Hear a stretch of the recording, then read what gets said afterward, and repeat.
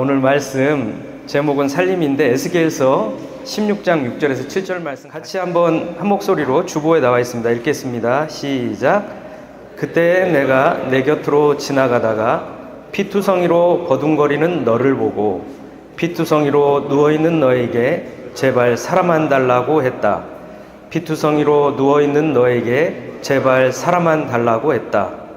그리고서 내가 너를 키워 들의 풀처럼 무성하게 하였더니 내가 크게 자라 보석 가운데서도 가장 아름다운 보석처럼 되었고. 네.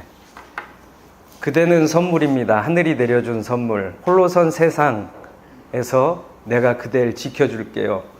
그 이클립스라는 그룹에서 그 류선재라는 리드 보컬이 만든 곡입니다. 여기 보면 소나기가 내리는 날 이 소나기처럼 이 소리가 선재의 마음 가운데 찾아옵니다. 얼마 전에 종영한 드라마 선업티, 선재 없고 튀어, 뭐든지 줄이는 요즘 사람들, 선업티가 뭔가 해가지고 너무 궁금해서 유튜브에 검색을 해봤더니 이런 드라마가 나와서 1시간 반짜리 요약본이 있어서 정주행을 하다가 이게 안 되겠다 싶어서 드라마 16부작을 다 이제 봤어요. 네, 봤습니다. 너무 아름다운 드라마였어요. 여기 보면 이제 이웃집에 사는 선재와 소리가 처음 만나는 장면인데 소나기가 내리는 날이었습니다. 근데 이제 자기 집 앞에 택배가 있으니까 이렇게 봤더니 자기 집에 온 게 아니라 옆집 거예요. 그래서 그걸 옆집에다 갖다 주려고 하는데 마침 소리가 막 뛰어옵니다. 근데 그럴 때 있죠. 어떤 사람 뒤에 후광이 이렇게 있을 때가 있어요.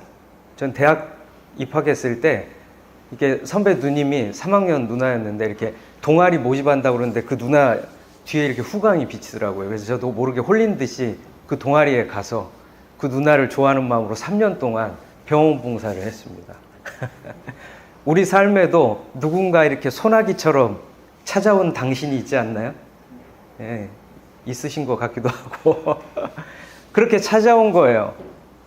예, 그래서 이 소나기란 노래도 이 소리를 보면서 선재가 이렇게 만들었습니다. 그런데 이렇게 왔는데 보니까 모자도 쓰고 있고 이렇게 택배를 들고 있으니까 택배 이렇게 배달하시는 분인 줄 알고 아이고 고생 많다고 제 택배가 무겁지 않았냐 그러면서 노란 우산을 씌워주면서 저는 집이 여기니까 이 우산 쓰고 가세요. 나중에 여기다 가져다 주세요. 라고 얘기합니다. 그 순간에 이제 선재 마음속에 확 들어왔죠, 소리가.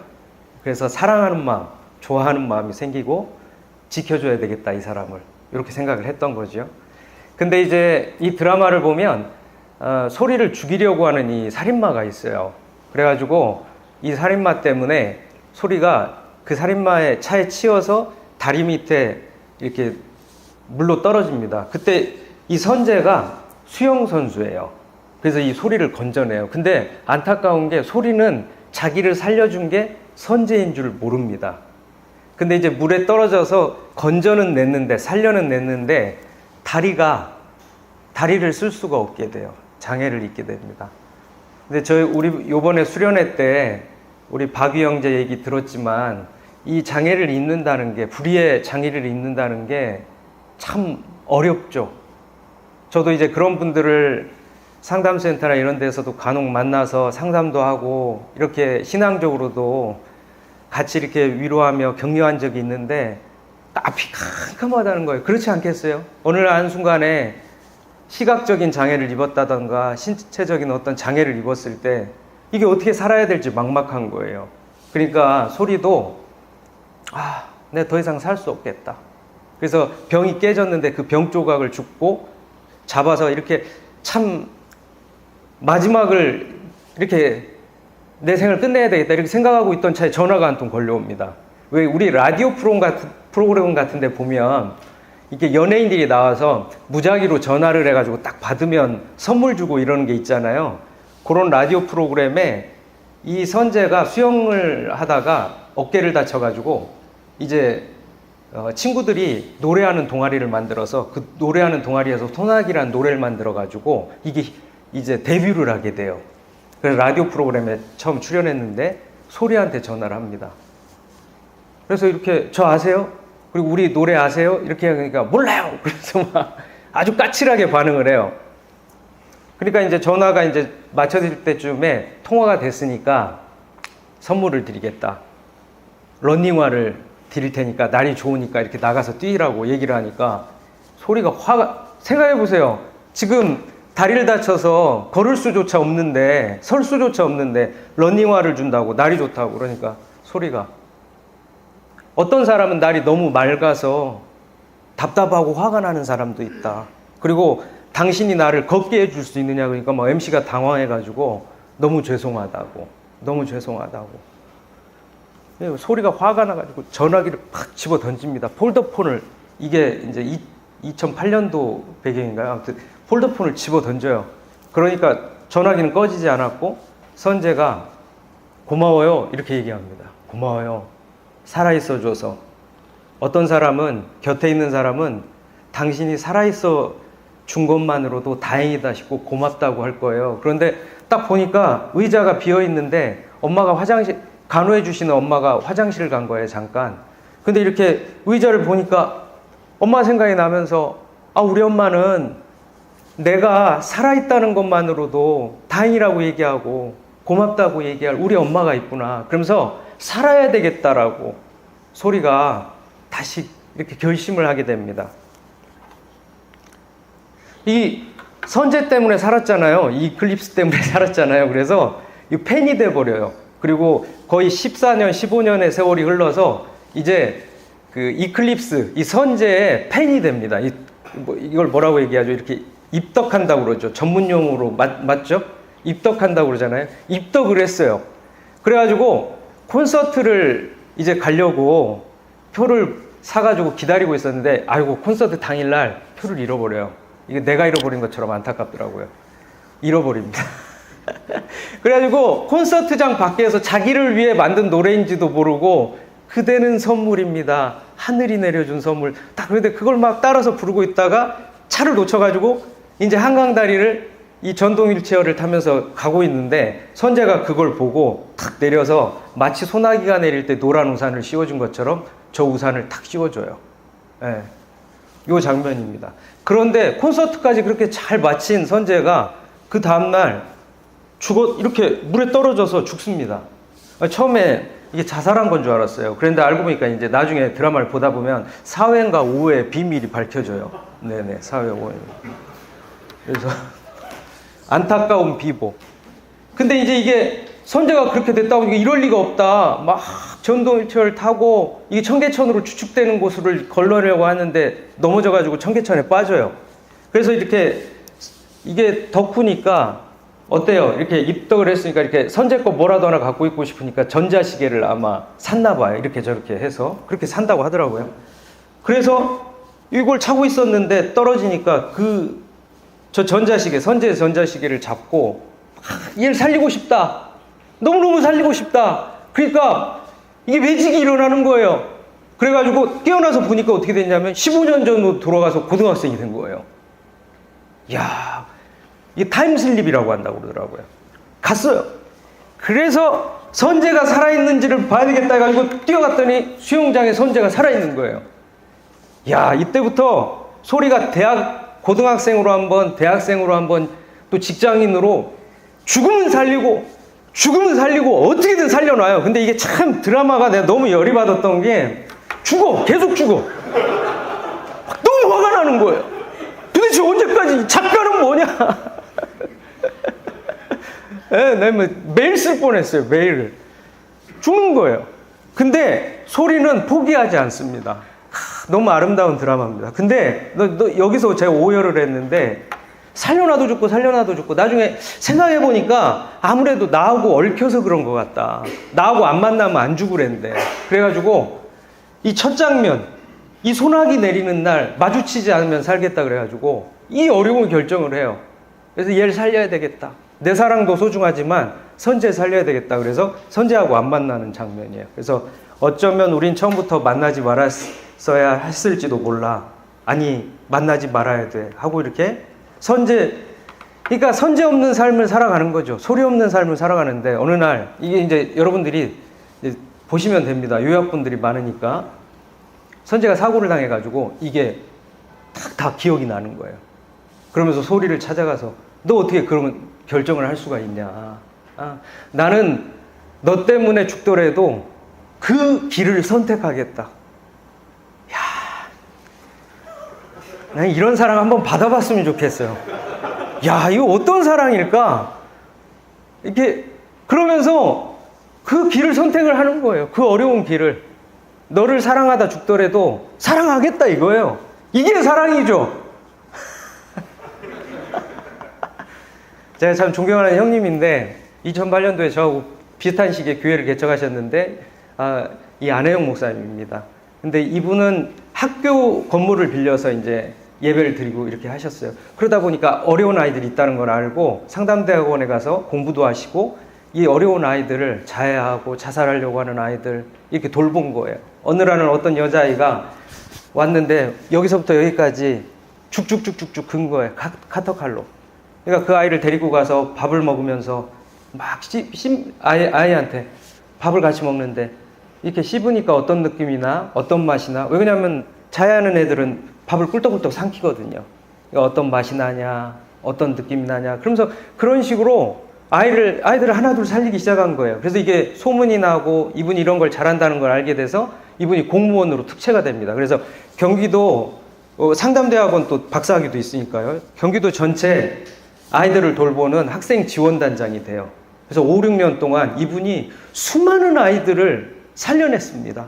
그리고 그 일을 마치시고 나서 라이프 오프라는 단체를 사무총장을 맡게 돼서 그 자살을 예방하는 이런 일들을 하고 있어요. 이분은 어떻게든 사람을 살려야 되겠다. 너무너무 훌륭한 분이에요. 이분만 만나면 사람들이 살아나는 거예요. 그래서 이분이 한국 사회의 가장 큰 문제는 자살이라고 생각을 했다는 거예요. 우리나라 사람들 중에요, 4명 중에 1명이 한 명꼴로 27.8%가 죄송합니다. 네, 괜찮은가요? 예. 27.8%가 정신질환에 시달린다는 거죠. 고통을 받고 있다는 거예요. 그래서 이분이 이 자살하려고 하시는 분들 살려내는 일도 하고, 또 자살한 분들, 참 안타깝게 자살한 분들 중에 가족들이 삶이 무너지는 거예요. 그러니까 그 가족들을 또 돌보는 일을 하고 계세요. 그래서 이렇게 그 가족들하고 예배도 드리시고 라이프 워킹 사업도 이렇게 하고 있습니다. 근데 제가 이런 얘기를 꽤 오래전에 들었는데, 이 얘기를 듣고 이제 길을 걷는데 광화문에 이렇게 꽃이라는 나태주 시인의 시가 딱 걸려 있는 거예요. 근데 자세히 봐야 예쁘다, 너도 그렇다, 마음속에 딱 들어와서 있는데, 나태주 시인이 우리나라 사람들이 가장 좋아하는 시인이래요. 네, 그 꽃이라는 시가 이 시 말고 다른 시도 있습니다. 근데 그 시로 정미라라는 그 한국 음반 대상에서 올해 음반상을 2021년에 받은 가수가 이 나태주 시인의 꽃이라는 시에 노랫말을 붙인 게 있더라고요. 꽃이라는. 그래서 그 노래가 너무 제가 가사가 와닿아서 지금 한번 그 시에 노래를 붙인 그 노래를 한번 한 2, 3분 정도 되는데 들어보도록 하겠습니다. 제가 이렇게 읽어드릴게요. 잘나서가 아니다, 예뻐서가 아니다, 많은 것을 가져서도 아니다. 다만 너이기 때문에, 내가 너이기 때문에 보고 싶은 것이고, 사랑스러운 것이고, 또 안쓰러운 것이고, 끝내 가슴에 못이 되어 박히는 것이다. 이유는 없다, 있다면 오직 한 가지, 내가 너라는 사실, 내가 너이기 때문에 소중한 것이고, 사랑스러운 것이고, 가득한 것이다. 이런 내용입니다. 제가 상담센터에서 아이들을 상담할 때 아이들이 이렇게 하고 와요. 뭐냐면, 선생님, 저는 예쁘지도 않고요, 공부도 잘 못합니다, 사람들이 절 좋아하지도 않아요 라고 얘기를 하는 거예요. 그럼 제가 그 아이들한테 너는 너라서 예쁜 거라고, 너라서 충분하다, 너라서 사랑스러운 거다 라고 얘기를 해준 기억이 있습니다. 하나님께서 창세기 보니까 세상을 창조하시고 보시기에 아름다웠다라고 말씀하시는 장면이 있어요. 저는 하나님이 여러분들한테 그렇게 얘기하시는 것 같아요. 너라서 아름답다. 너라서 소중하다. 너라서 충분하다. 라고 말씀하시는 것 같습니다. 저는 이 시간에도 4분의 1, 우리 중에 4분의 1은 또 우리가 알고 있는 그 누군가는 참 자기가 보잘것없이 느껴지고 또 잘하는 것도 없다고 생각해서 내가 살아서 뭐하나 이렇게 생각하는 사람이 있을지 모르겠어요. 고통의 시간을 걷는 사람이 있을지 모르겠습니다. 여러분, 그분들에게 여러분들이 이렇게 얘기해 주셨으면 좋겠어요. 너라서 아름답다. 너라서 소중하다. 너라서 충분하다. 이렇게 얘기해 주셨으면 좋겠습니다. 말씀을 마무리하려고 하는데요. 전 세계적으로 1억 부가 팔린 소설이 있어요. 헝거게임이라는 소설입니다. 예. 이게 2012년에 영화로도 만들어졌습니다. 내용은 이런 겁니다. 짧게 말씀드리면 먼 미래에 북미 대륙이 망해요. 그리고 제국이 생기는데 그 제국이 페남입니다. 그 페남의 수도는 캐피탈이에요. 캐피탈에 권력자들이 살고 있어요. 근데 13구역으로 나뉘어진 식민지 같은 곳이 있는데 13구역, 이 식민지들이 13구역이 반란을 일으킵니다. 캐피탈에. 그래서 13구역은 아예 없어지고 이제 반란을 제압한 이후에 캐피탈이 12구역을 이제 페널티를 줍니다. 그래서 12구역에 사는 12세에서 18세 남녀 아이들을 뽑아서 24명이 죽음의 게임을 벌이는 게 헝거 게임이에요. 그래서 마지막 한 사람이 살아남을 때까지 살인 게임을 합니다. 죽음의 게임을 벌이는데 12구역에서 이제 뽑는 거예요. 나갈 사람을. 그래서 뽑혔는데 프림로즈 에버딘, 이 주인공인 소녀의 어린 동생이에요. 캔니스의 어린 동생입니다. 그러자 캔니스가 제가 제 동생 대신 나가겠습니다 하고 12구역 최초로 자원을 합니다. 자원자가 나온 거죠. 그래서 동생에게 네가 가라. 그러니까 동생이 언니 안 된다고. 왜냐면 이건 죽거든요. 나가면. 동생을 대신해서 죽기로 하고 이 죽음의 게임, 헝거 게임으로 나가는 겁니다. 여러분, 예수님께서 우리를 위해서 하신 일이 이 일입니다. 여러분이 소중하고 아름답고 가득하고 너무도 귀하기 때문에 예수 그리스도께서 여러분을 대신해서 내가 대신해서 가겠습니다. 내가 대신해서 그 죽음의 자리로 가겠습니다. 이렇게 말씀하신 것이 바로 십자가입니다. 저는 여러분이 지금 고통의 시간을 걷고 있고 누군가 진짜 안타까운 선택을 하려고 하고 있다면 그분한테 이렇게 말씀해 주셨으면 좋겠어요. 여러분을 대신해서 죽으실 만큼 여러분을 당신을 사랑한 사람이 있습니다. 여러분은 충분합니다. 당신 모습 그대로 아름답습니다. 소중합니다. 가득합니다. 이렇게 얘기해 줄 수 있었으면 좋겠습니다. 여러분 안에는 그런 생명이 있습니다. 그 생명을 나누며 사는 생명의 전달자들이 되시기를 축원합니다. 예, 같이 기도하겠습니다. 선하신 주님 감사합니다. 하나님께서 마치 우리에게 이렇게 말씀하시는 것 같습니다. 내가 너를 위해 죽을 만큼 너는 소중하다. 너는 아름답다. 너는 가득하다. 하나님, 우리가 이 사실을 먼저 알았으니 하나님 이 생명을 전하며 살게 하여 주시옵소서. 지금도 이 땅의 어딘가에서는 빚 때문에, 절망 때문에, 또 하나님 불의의 사고 때문에 아파하고 고통스러워하는 영혼들이 있습니다.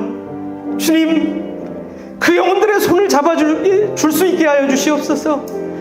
살자, 제발 살자, 같이 살자, 이렇게 얘기할 수 있는 생명의 전달자들이 되게 하여 주시옵소서. 우리 벽산의 모든 식구들이 그런 생명의 전달자들, 사람을 살리는 사람이 되게 하여 주시옵소서. 주 예수 그리스도의 이름으로 기도드리옵나이다. 아멘.